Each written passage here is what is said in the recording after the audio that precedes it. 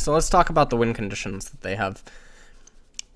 So red side for gamers 2, and then the champions just went away. So I feel like Fnatic can easily win just off of poke. I don't think that they're entirely reliant on Baron.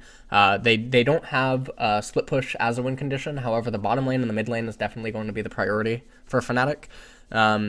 For gamers 2, however, they also don't necessarily need a Baron to win the game, although it would definitely help. Let me just lower that a little bit. And Gamers 2 definitely benefits from basically vision control. Vision control is definitely a part of their win condition, because making use of Rundle's ultimates to alter the terrain during team fights, they just sort of win in straight up team fights where they can alter the terrain to favor them so that they gain a positional edge inside of the team fight. If they can successfully do that, then they can win angled fights. They also benefit from fights inside of the jungle, whereas Fnatic doesn't. It's not that necessarily Fnatic has bad fights inside of the jungle with their comp. It's not necessarily a weakness, but it is a strength of gamers too, and thus it inherently becomes a weakness of Fnatic, even though normally you might be able to think that Kog'Maw just having a very condensed area to be protected in and just, have a way at his opponents is going to be good. Also, Reckless, if there's one AD carry in Europe that can pilot Kog'Maw, it's going to be him. So that's really nice. I've heard a lot that Perks is an extremely aggressive mid laner. Generally, I associate aggressiveness with weakness. However, there is the ability to be aggressive as a defense. That your opponents are weaker at handling, super offense, and thus it's being used defensively rather than offensively. But generally, it's hard to tell the difference. But hopefully, I can see what all the hype is about regarding his aggression and the CS differential that ends up occurring if he's in the lane. So that'll be fun to look at. In terms of the bot lane, I would expect that there's not going to be lane swaps here because, well, never mind, there is going to be a lane swap. I don't think that a lane swap would be completely necessary, although I can understand it because it enables Kog'Maw to ramp up a little bit more safe. And if you accelerate the mid game, there's no real way to accelerate the mid game to such a stage that it would hinder either mid laner or either AD carry. And then there's really nothing to be made use of in the top or bottom lane. So it just basically provides a lot of safety for both team comp. So there's nothing really gained from that. So I guess a lane swap can be fine, although I wasn't expecting. That's a matched lane swap, so it's ultimately the same thing. Although I would argue that this benefits Kog'Maw more, because now what ends up happening in a matched lane swap scenario is that the AD carries are inherently actually safer than they would be in just a normal lane. Because Kog'Maw would have been on the bottom side, he would be a blue side Kog'Maw instead of a red side Kog'Maw. I would argue, though, that if it was a red side Kog'Maw instead of a blue side Kog'Maw, that it would be better to just have played a normal out lane, or in the event that it was just a normal lane, it would benefit Kog'Maw more than it does here. However, because he's blue side and it's a matched lane swap, he does sort of become red side Kog'Maw, but I don't think that it's totally the same. So that's fine. Although we will see if they make use of the Rift Herald, because if they can make use of the Rift Herald, that would also circumvent one of the weaknesses that Kog'Maw can have on red side.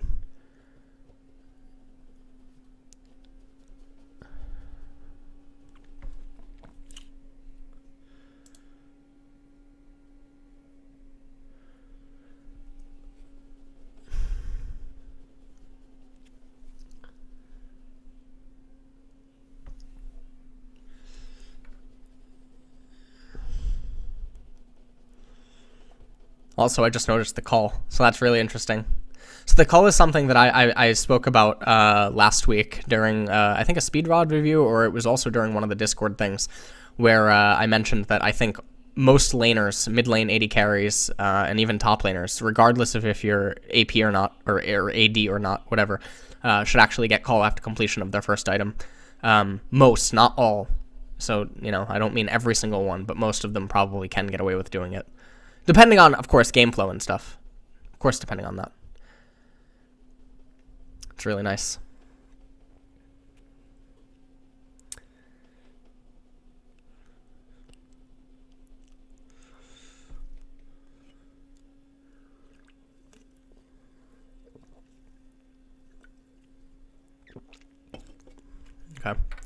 This is a nice handoff, giving Ahri blue. That'll actually really hurt Lissandra. Ahri is going to be able to push this wave, and then when Lysandra does re-arrive back to the lane, she's already going to be shoved in. And Nidalee doesn't have much benefit from going west-centric right now, so Ahri can know to just easily defend on the west-hand side, and plus that ends up being Rumble's next side. So it's really good. I don't understand why you would hand the blue off so soon, and then just have Ahri recall. I would prefer that Ahri stay here for the next mid wave. This seems a little bit bizarre because with the blue buff, Ahri can just freely shove the next wave using QW, etc. And then you throw a ward on the left hand side while Lysandra was still out of the lane, and you're just perfectly safe against Nidalee. And because Lysandra is so far away from 6, it's not really like you have to be worried about anything. You can easily just escape any sort of a gank attempt. So it doesn't make sense to me. I think there was a lot more control that could have been gained just by shoving in the lane. Because now, see, Lysandra's not tied up. Lysandra could be tied up right now, or she would have already been out of position for when Ahri returns to the lane, and thus it's a free shove onto the tower, and thus you treat it like Twisted Fate. This is just really bizarre. Fnatic should never, ever want to take anything like this. It doesn't make any sense because it goes against their entire team comp. They benefit so much more from scaling, and we already talked about their benefit from Baron, which means that this should be late-game focused. And you didn't have teleport on... Yeah, you didn't have teleport on Gamsu, so...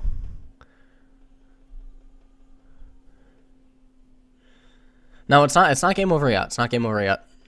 It is pretty bad right now, because what I would like to see, and I think that they're doing it, the camera just cut, I was looking at Discord, is you reinitiate a line swap now so that you have control over Dragon, because even if they get Rift Herald, the timing that they could make use of it for against mid lane would, I think, directly line up with Ahri getting her next blue. So it would be able to be fought off.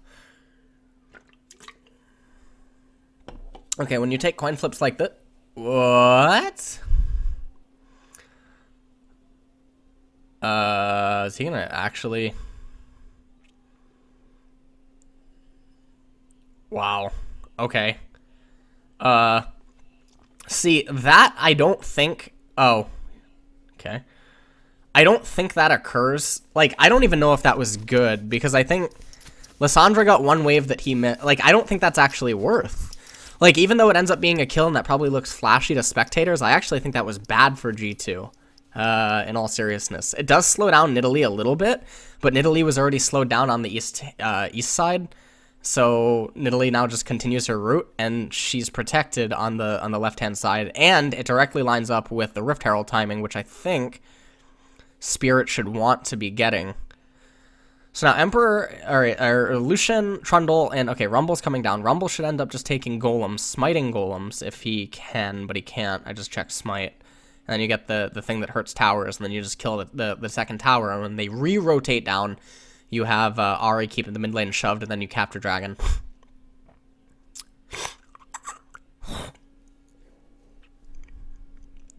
Okay. Really coin flippy decisions. I really don't like seeing stuff like this. Okay, so this is good. By gamers too. Now you get this tower, and now when they come to match it, you just simply back off and get Dragon. This could have occurred regardless of if Febiven's up or if Ahri's up, just for people wondering. In fact, I think it would be better if both of them are up, because then it could end up actually compromising Lysandra if she makes the incorrect decision to try to defend or stop anything. And then she's going to overextend on mana, thus forcing a recall at a suboptimal timing, which would leave them open to a 4-man stalemate in mid that would inherently just benefit gamers too. This is a complete destruction right now. No, just get Dragon. Just get Dragon. You don't need to recall. Just get Dragon. Just get Dragon. You know Nidalee is on the left-hand side. Why are you recalling right now? It's a free Dragon timing. And then the next time that Dragon would come up would synergize with your item spikes. Doesn't make any sense. That was a free Dragon window. There was nothing to be gained, because now look, they have to go on to top lane. And top lane is only going to be a viable lane, assuming that Maokai does what he just did. He didn't need to do it as fast as he did. So, you know, Fnatic's making mistakes all across the boards with the lanes, and I don't think it's very wise.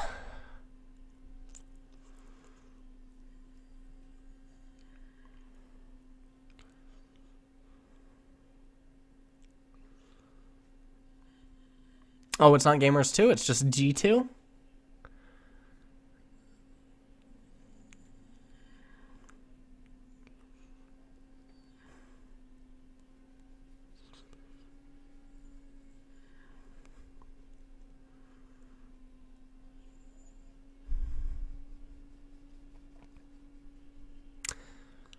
I think rotating the 4 people into top lane is bad right now. I think rotating the 4... Like, getting the top tower is okay, but now let's see how they play it out after securing that tower.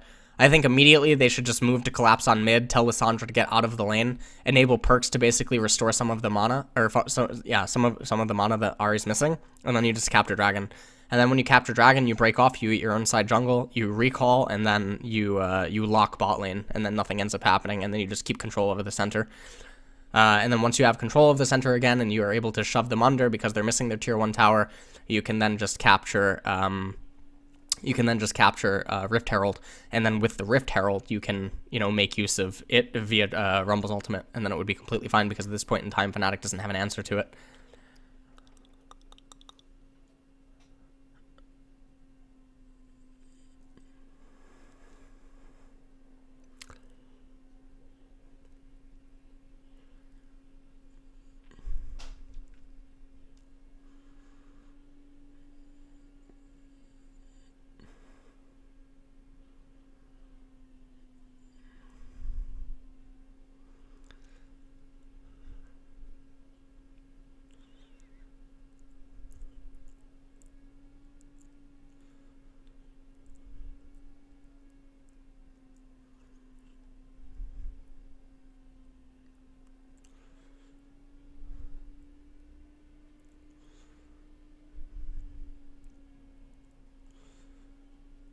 Okay.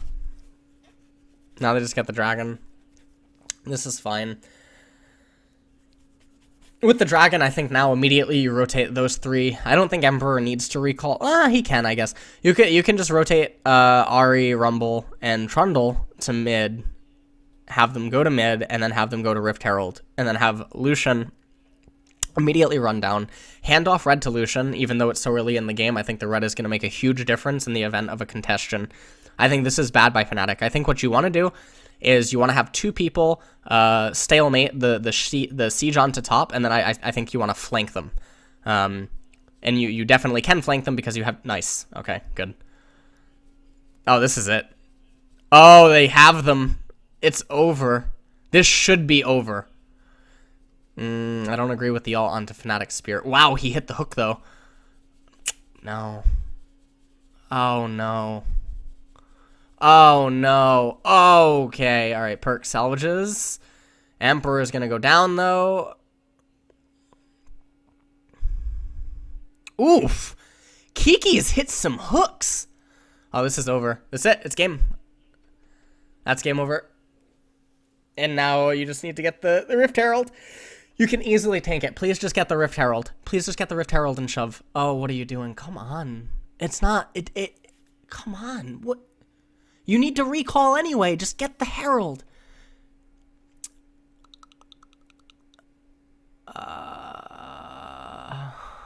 Just get... I don't understand. I don't understand. Is it Kiki's or Kaiki's? I don't know how to spell it. Or say it. Spell it. Jesus. Obviously I know how to spell it. I don't know how to say it. This was so good. Although I think... I still think that not ulting Cog was not good. I think you just ult Cog... it's pretty thin. I don't know. I don't like that Rumble ultimate though. I think it could have been angled differently. This is really good though. G2 is making a lot of nice decisions, and I mean, the opportunity is presenting itself, and generally they're hitting, the area that they need to be hitting in terms of like they're not very far. Even when they do something that's a little suboptimal, or it could have been refined more, at least they're in the same ballpark. So that's pretty good.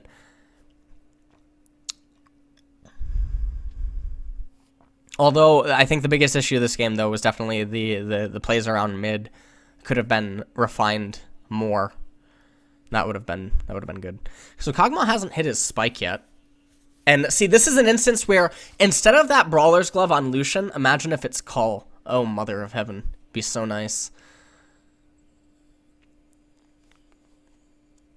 Well, like, imagine instead of that ability tome, it's Call. Or, like, instead of just sell Doran's Ring and get Call. I think that would be just really, really good. Basically gives you 2 Barons almost, in a way. Which, that would be really hard to deal with, because you'd probably actually end up completing it around the time that you would get Baron. Although, maybe not. I mean, maybe you could end the game at 20 minutes here. I think if they do everything right, they can end the game at 20 minutes. Nautilus is just literally moving in between everything.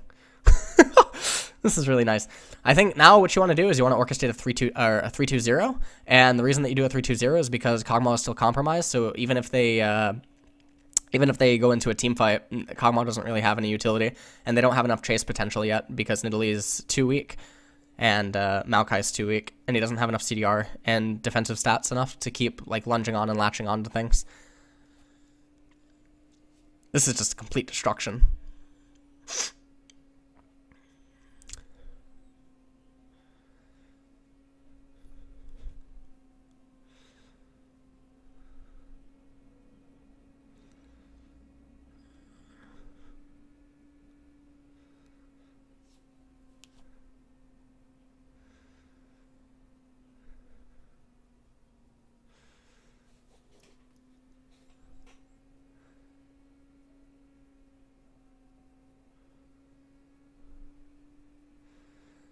Kog'Maw's power spike, I don't know if it's completely relevant. I mean, if this game can go on for another 20 minutes, and if Fnatic is 10k gold behind, I think Kog'Maw can save it. I think he can get a save.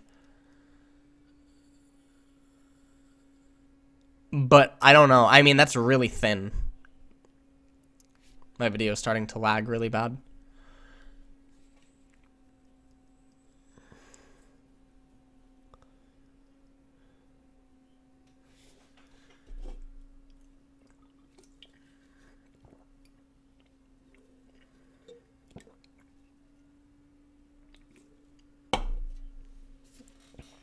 Okay.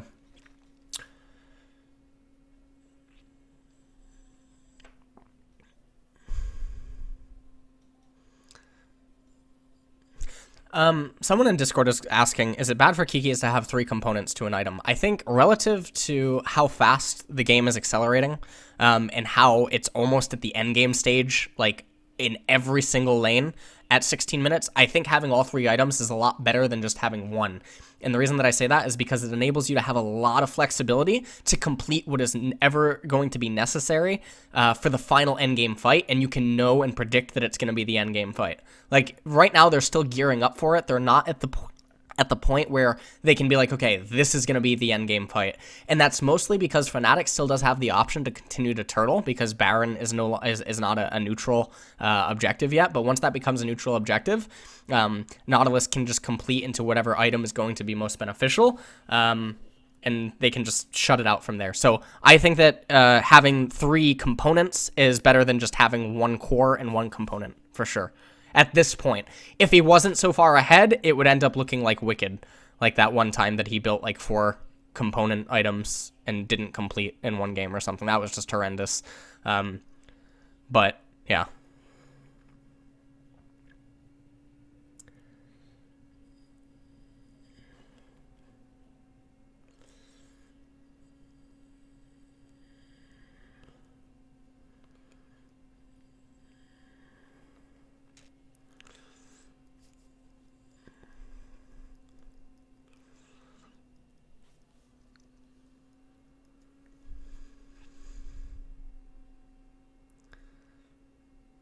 Let me hide the Twitch chat.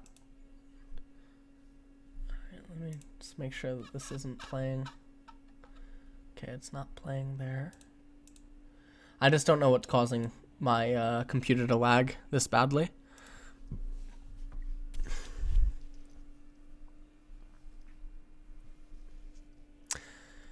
And this is going to be that endgame fight that we talked about. This is this is like a runway fight. This is not taking place inside of the jungle. But the area is pretty condensed because the wall's on the side, so there wasn't much maneuverability. as opposed to maybe like a runway fight straight down river or something, you know, going left to right or right to left, whatever. And this is going to be it. They're going to get Herald, and they'll probably end up getting Baron right around the time that it ends. And so synergizing this with Rumble's ultimate is going to be... I think that's going to be game-ending. So I think G2 has the game wrapped up. Kog'Maw is way too far behind right now, I think, to salvage, even if he gets Runon's Hurricane.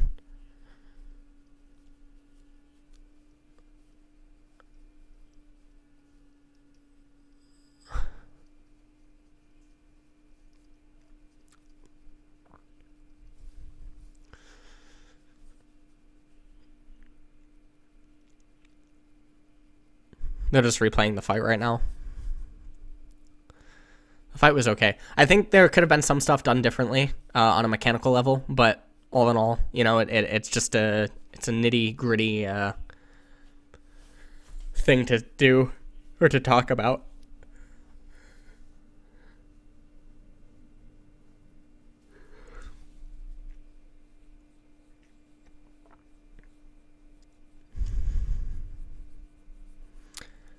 Fnatic's damage is relatively periodic, so I think getting Guardian Angel right now wouldn't be the best choice.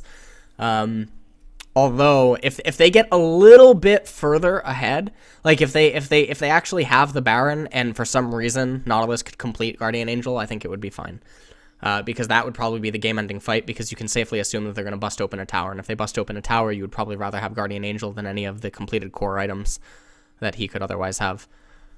There goes Gamsu, and that was a really nice Baron bait.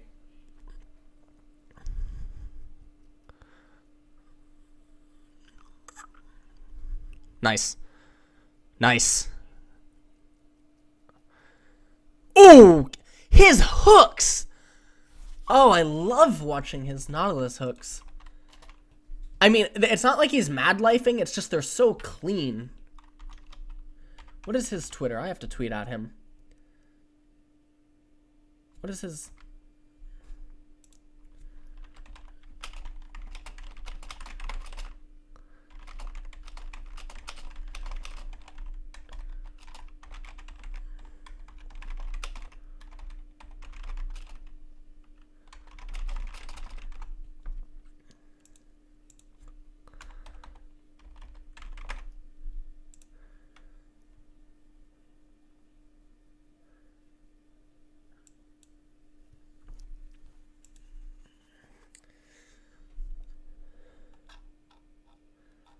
This is really, really good.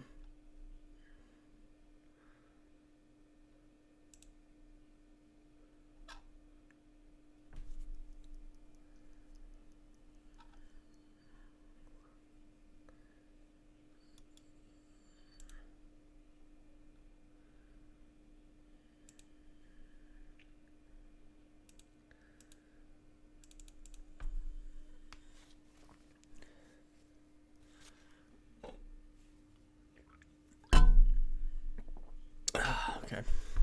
I'm sorry, I was just tweeting and apparently something big just happened. I hope there's a replay, but probably not. I'm such an idiot. Wow. Okay. Oh, there is a replay. All right. Wait. Okay. Wait, what? No?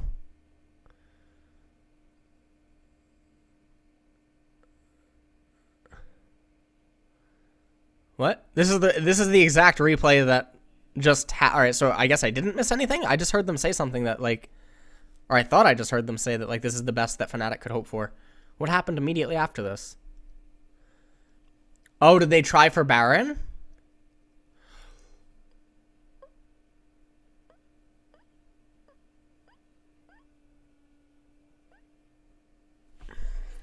I don't think that the Baron call is necessarily bad. I think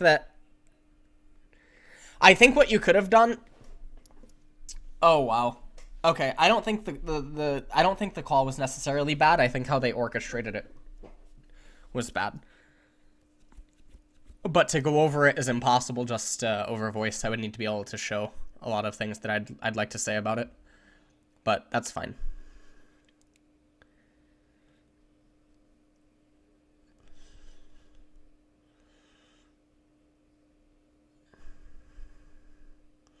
The Hex Drinker on Kog'Maw I don't like as much as QSS, and I mostly say that because if he gets caught, the extra HP is not going to prevent him from going down, because the heals on Nidalee aren't big enough. So I don't think that the Hex Drinker is that big, since G2 has multiple forms of CC. And even though, yes, their magic damage is mostly all that they have, and, you know, speak of the devil, the Hex Drinker came in. But now we're seeing Kog'Maw break out, and it's not happening at the point where I said it was happening. I said it would happen around 30 minutes. But G2 did have that thing occur at Baron. And I am, though, however, glad to see that people now get to see that Kog'Maw is actually broken. And your inability to play it does not mean that it's broken, but Reckless is definitely a worthy AD carry to be able to pilot this champion, even if, you know, I think someone tweeted earlier that, you know, Kog'Maw doesn't look that good in scrims and whatever, but just because you can't play him doesn't mean that he's bad.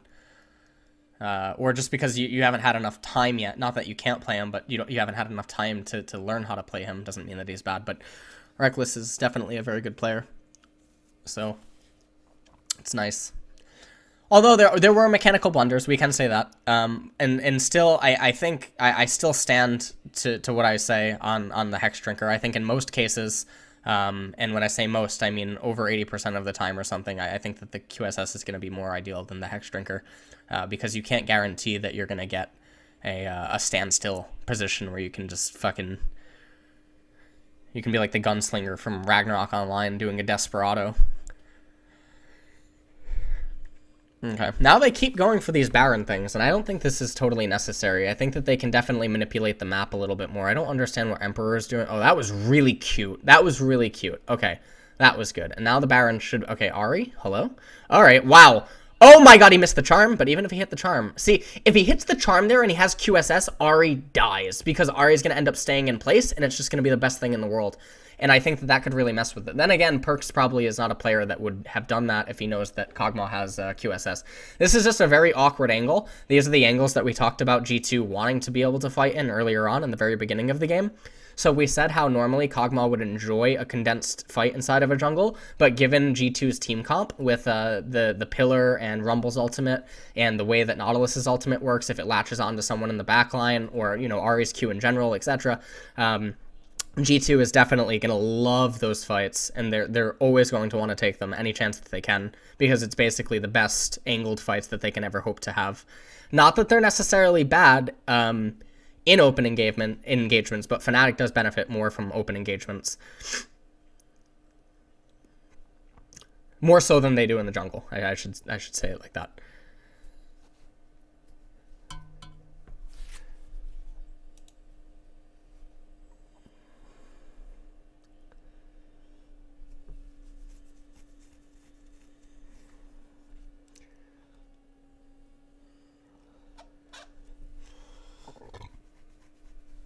All right.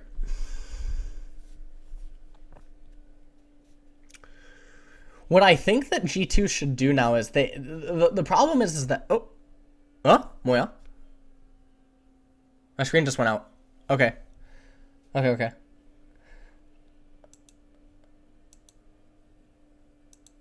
Alright, menu. Alright, see you later. Okay. My screen, did that go out for... Okay, everything went... Alright, it happened to you guys too? Okay, good.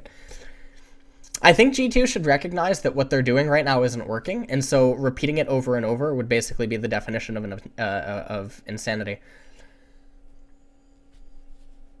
The game should have been over, by the way. This is interesting, because now you're hitting... Here comes that 30-minute mark thing, where Kog'Maw is going to take over. And now he completes even into Maw, and I guess he's going to get QSS next too.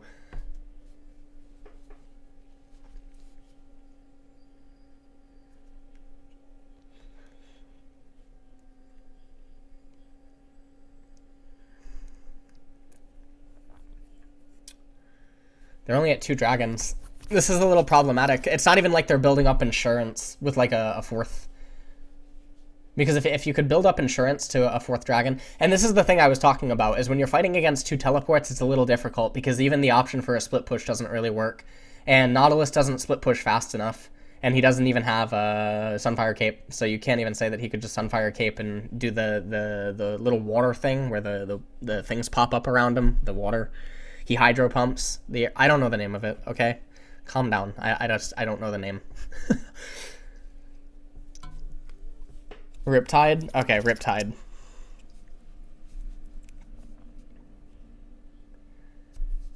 He has Bomby Cinder, but that's different from having Sunfire.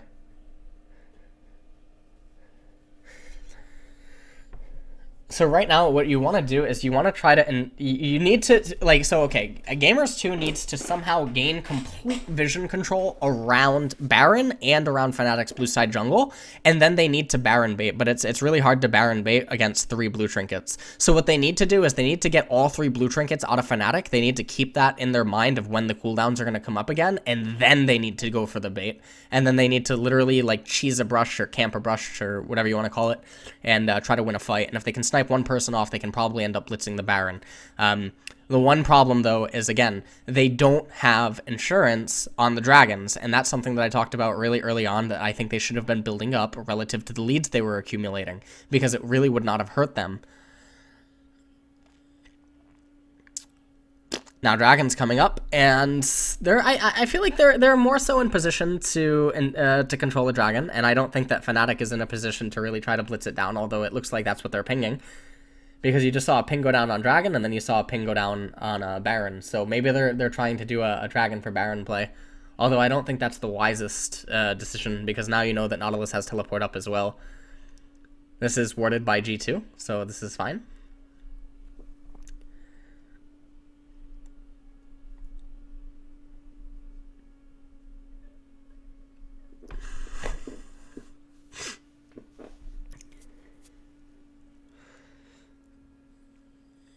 Reckless might be building Wit's End. He's got the Teemo build coming on to, he's got the Teemo build coming. With Wit's End, he just won't die. He just will not die, so I think that's fine. There's no way they can kill him. The only person that's going to be able to kill him is going to be Lucian.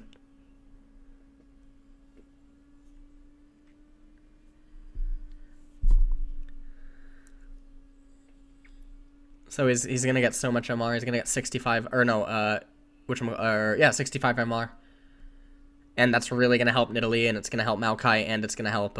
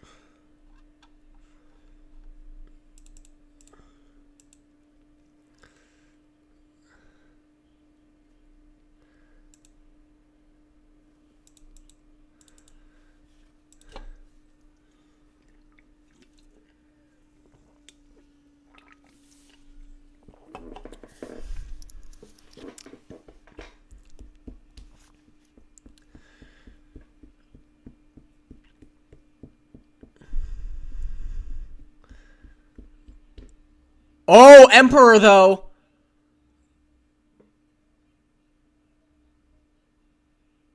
Okay. Now, this is it. This is make or break. Because if Fnatic holds on... Oh, God, here it comes. Oh, Emperor got on to Reckless. Reckless, no mana. Oh, this might be it. This might be it. They didn't break clean enough. This is going to be it. Oh, it's going to be... Oh, but Kog'Maw! Kog'Maw says not today. They're trying... Oh. Perks got out. Gamsu, no mana. Oh, but he still has his passive. His passive is going to make him unkillable, and he does have the Baron minion right there. This is neck and neck. This is really interesting. But the problem is that the edges are going to G2 because G2 has the insurance policy on Dragon, whereas Fnatic doesn't have that, so they have to block the insurance policies. However, the next team fight, Kog'Maw is going to have mana. So you have to really, it really makes you question if, no, wait, okay, he didn't. All right. So this was unlucky.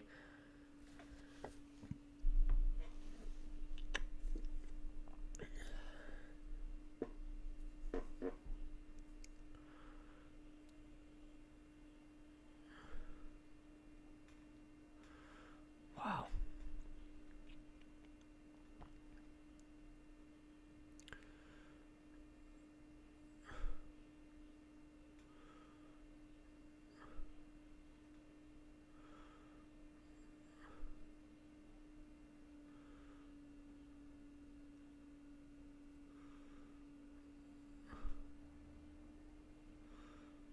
All right.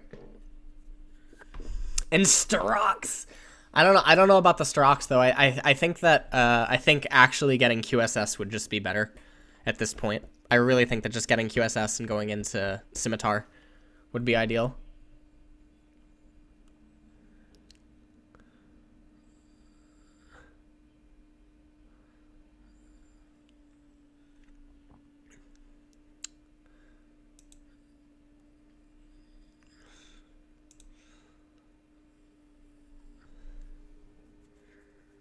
All right. So now what they're trying to do is they're just trying to go for the straight up engage, which I don't think is completely necessary. I think that they could have... Baron's still active on Maokai, right? Yeah, I think well, even though like there's some wave clear out of G2, I think that they could have let Maokai try to split, and they don't need to go for a full-on fight. But see, this is a little coin flippy. I don't like this stuff. I think this is really bad. This is really bad. Just what are you doing? Come on, Fnatic. You had such a big lead. All you had to do is lean on him.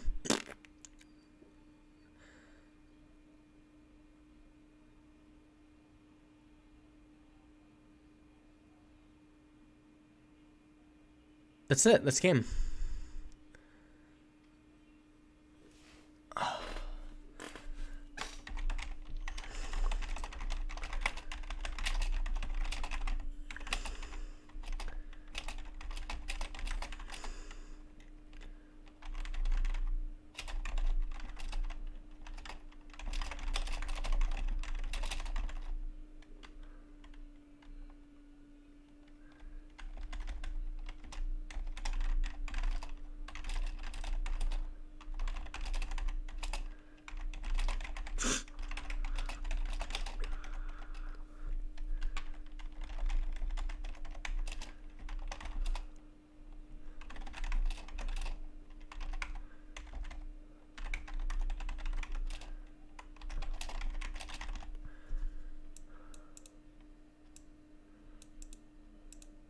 Wow, that's really good. That was really good. I still disagree though that about the Starox. I think that QSS is the better item. That was really well done. So the Kog'Maw life insurance policy kicked in right around. See, the problem is that Fnatic threw and then G2 immediately threw back. They're like, no, you guys deserve this. That's what happened at the end, and then they just re-threw it back into them. But what they should have been doing is just waiting for that 4th dragon, because then you can actually give... Well, in theory, you could give actually Fnatic the next Baron without having to worry about it, although I don't think it would simply just be given, and I think if you can delay it long enough, it would end up lining up with the 5th dragon, if you could stall it long enough, and then that would be absolutely gigantic. Because then the fifth dragon is their key to victory at that point. There was a lot of errors, though. Very, very small errors, but they clearly were able to be exploited by Fnatic, so that was really good. Although I still think that final decision was absolutely atrocious. So you have to point out that their final decision is really bad. And I think that they did not need to throw away the lead, because even though, again, G2's only out was the 5th dragon, there's still ways that you could have worked against that in order to salvage. So that's pretty good. Okay, good. Well played.